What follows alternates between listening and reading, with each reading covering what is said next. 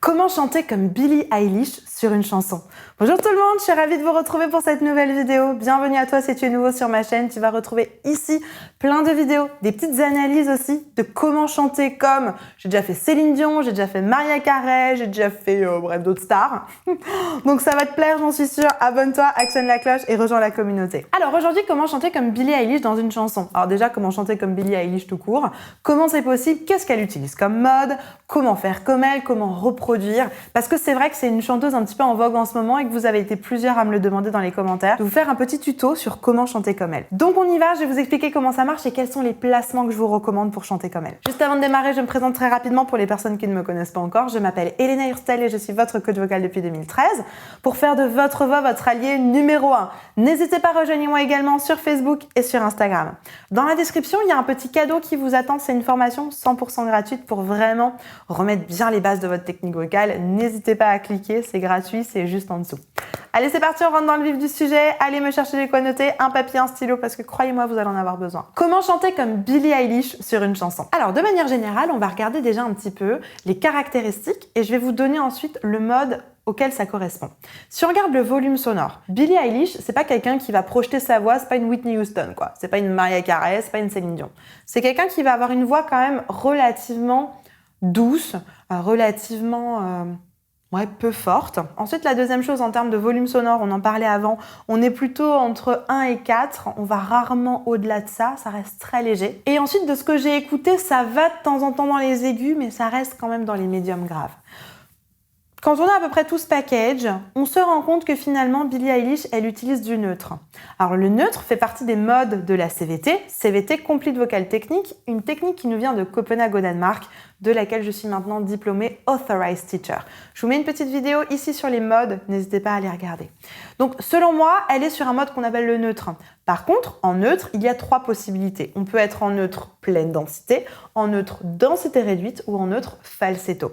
Et selon moi, elle utilise les 3 neutres. Si on prend par exemple la chanson Lonely, tout au début, elle est sur Thought I found a way, thought I found a way now. On a un neutre en pleine densité avec un petit peu d'air à l'intérieur. Si toi aussi tu veux travailler ça à la maison, je te conseille de le faire sur un A, la voyelle A, et on va mettre de l'air avant et après.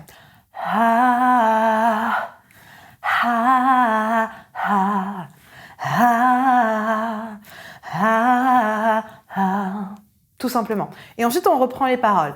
Thought I found a way, thought I found a way now. Tout simplement. But you never go away. Ah, ah. Même mécanique, toujours partir de la voyelle, d'une voyelle assez facile. Le A, c'est ouvert. Donc, pour être en neutre, en pleine densité, mettre un peu d'air, c'est vraiment une bonne voyelle. Et la phrase d'après, So I guess I'm gonna stay now.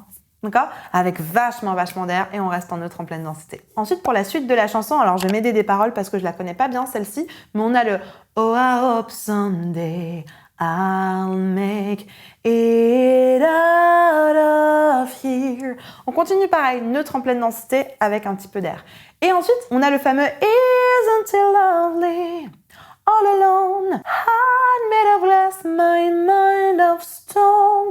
Ce côté très léger, un petit peu cristallin, sur lequel on va avoir cette fois-ci du neutre falsetto. C'est le même mode. La différence entre le neutre en pleine densité et le falsetto, c'est que le neutre en pleine densité, comme son nom l'indique, il a beaucoup de densité, et le neutre en falsetto, il a 0 densité. Aucune densité à l'intérieur.